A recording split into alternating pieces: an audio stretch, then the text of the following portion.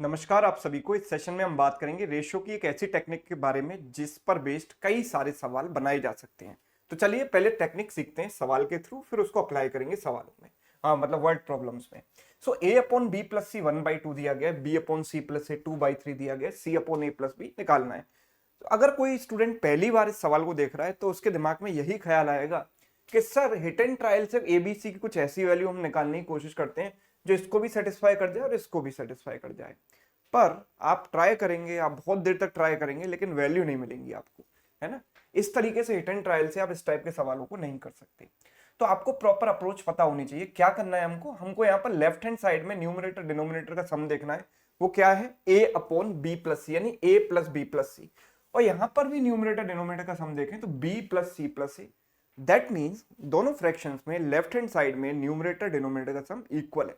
Same condition right hand side के लिए भी सेटिस्फाई होनी चाहिए। तो हम यहां पर देख रहे हैं कि सम 3 है, यहां पर सम क्या है 3, राइट। यहां पर है सम 3, राइट। और यहां सम कितना है 5, ठीक। तो इसके पास 5 नहीं और इसके पास 3 नहीं। बेसिकली 5 और 3 का एलसीएम होता है 15। अगर मैं इनको बराबर बनाना चाहता हूं तो मैं इनको इन दोनों के एलसीएम के बराबर बना सकता हूं, विच इज व्हाट 15। तो 15 बनाने के लिए देखो, इसके पास 3 था तो इसको हम 5 दे देते हैं ऊपर नीचे, है ना। और इसके पास 5 था तो इसको ऊपर नीचे 3 से मल्टीप्लाई कर देते हैं। तो यहां पर मुझे A upon B plus C मिल जाएगा। क्या, A upon B plus C would be 5/10, right. And b upon c plus A would be 6/9, right. ये बन जाएगा। अब अगर हम बात करें यहां पर a:b:c के रेशियो की, ए बी सी के रेशियो की अगर बात करें तो वो भी हम निकाल सकते हैं। कैसे, एक बार कंडीशन सेटिस्फाई हो गई उसके बाद a के सामने आप 5 लिख सकते हो, b के सामने जो लिखा है वही लिख सकते हो 6। और हमें पता है कि b प्लस सी जो है 10 के बराबर है, तो 6 + 4 मस्ट बी इक्वल टू 10। भाई 6 और 4 मिलकर ही तो 10 बनेगा, राइट। और आप कंडीशन ये भी चेक कर सकते हो कि c प्लस ए 9 के बराबर आ रहा है कि नहीं, तो 5 + 4 9 आ रहा है। तो अब मुझे निकालना क्या है, c upon A plus B. तो c is what 4 and a plus B कितना हो जाएगा 6 + 5 यानी कि 11। सो मेरे पास आंसर आ गया 4/11, राइट। क्लियर है सभी को। चलिए अब इसको अप्लाई करेंगे हम एक वर्ड प्रॉब्लम में जो कि परसेंटेज पर बेस्ड है। सवाल इस तरीके से पूछा जा सकता है, a is 25% less than b plus C, so by this I can find out the ratio of a and b plus C. a और b प्लस सी का रेशियो आप निकाल सकते हो। And b is 20% less than c plus C, so b upon c plus A भी हम निकाल सकते हैं। देखो 25% लेस का मतलब है 1/4 लेस। 25% का मतलब होता है 1/4। तो अगर मैंने इसको 4 माना तो 4 से 1 कम, ये 3 हो जाएगा।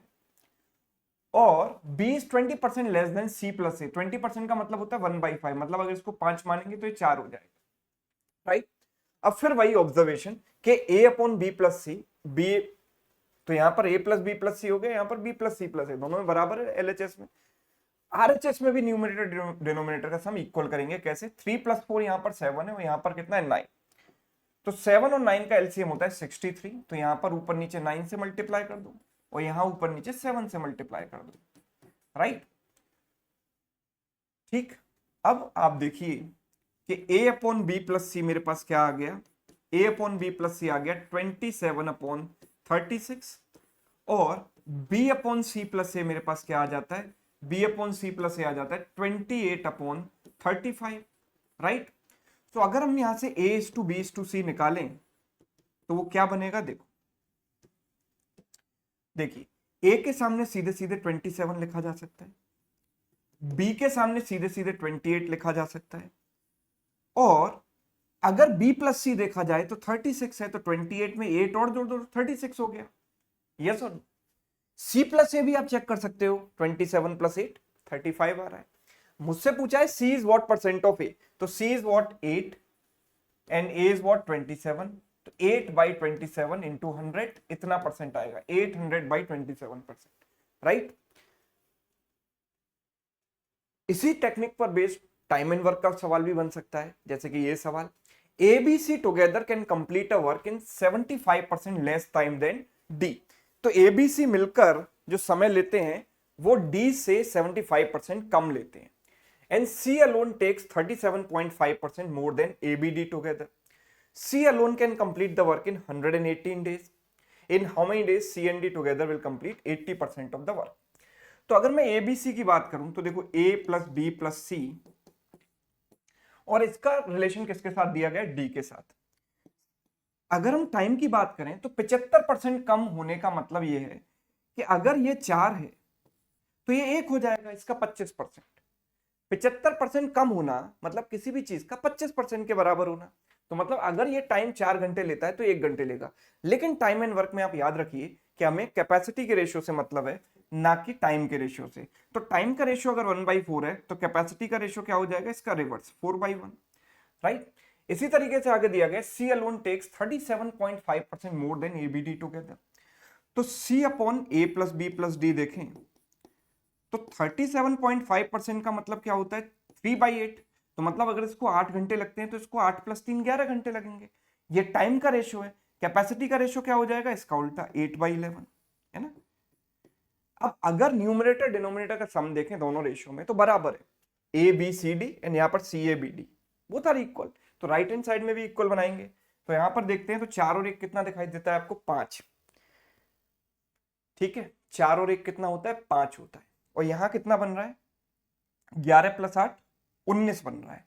तो यहां ऊपर नीचे हम 19 से मल्टीप्लाई कर दें और यहां ऊपर नीचे किससे मल्टीप्लाई कर दें? 5 से मल्टीप्लाई कर दें।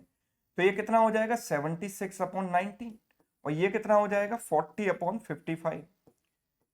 तो यहां से मुझे सी और डी का रेशियो तो मिल ही जाएगा, राइट। सी और डी का रेशियो मिल जाएगा। तो हमें पता चल गया कि भाई सी और डी का जो रेशियो है वो कितना होगा? देखो सी के सामने 40 लिखा है और डी के सामने 19 लिखा है। तो ये 40 और ये 19, राइट। अब सवाल ये कह रहा है कि सी अकेले काम को 118 दिन में पूरा कर सकता है। तो सी 40 के रेट से काम कर रहा है और 118 दिन में काम पूरा कर रहा है, मतलब ये टोटल वर्क हो गया, कैपेसिटी इनटू टाइम। और यही काम, इसका 80% काम सी और डी मिलकर कितने टाइम में करेंगे? तो इसका 80% मतलब इसका 4/5। और सी और डी मिलकर करेंगे तो किस रेट से काम करेंगे? दोनों का सम 59 के रेट से। तो 59 के रेट से इसको डिवाइड कर दो तो you'll get टाइम। तो ये इसका डबल है, राइट। 5 से गया 8 बार, 16 × 4 64, 64 डेज में काम को पूरा कर लेंगे, राइट। तो इस टेक्निक का इस्तेमाल आप टाइम एंड वर्क में भी कर सकते हैं, है ना। सवाल बनते हैं, ऐसे बहुत सारे सवाल इस टेक्निक पर बन सकते हैं, किसी भी टॉपिक पर बन सकते हैं। तो मैंने कुछ एग्जाम्पल आपको कराई टेक्निक समझाने के लिए। अगर आपको ये टेक्निक समझ में आ गई है तो ये सवाल आपके लिए होमवर्क है और हमेशा की तरह इसका आंसर आप लोग कमेंट में मुझे दीजिएगा।